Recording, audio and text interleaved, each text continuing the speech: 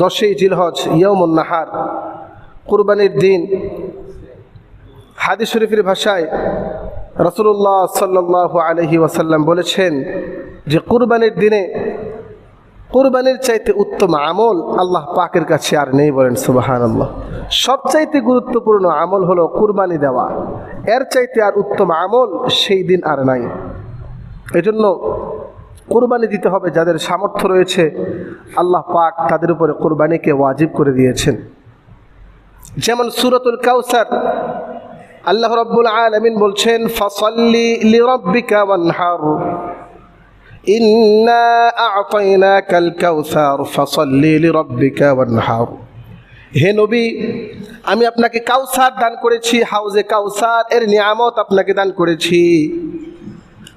নিয়ামতের শুকরিয়া আদায় করার জন্য আপনি ফাসাল্লি লিরাব্বিকা, আপনার প্রভুর সন্তুষ্টি অর্জনের জন্য আপনি নামাজ আদায় করুন। ওয়ানহার, এবং প্রভুর সন্তুষ্ট অর্জন করার জন্য আপনি রক্ত প্রবাহিত করুন, কুরবানি করুন। বলেন সুবহানাল্লাহ। ওয়ানহার, আপনার প্রভুর জন্য আপনি কুরবানি করুন। বোঝা গেল নামাজ যেমন আমরা রব্বুল আলামিনের জন্য পড়ি, কুরবানিটাও হতে হবে রব্বুল আলামিনের জন্য। বলেন সুবহানাল্লাহ।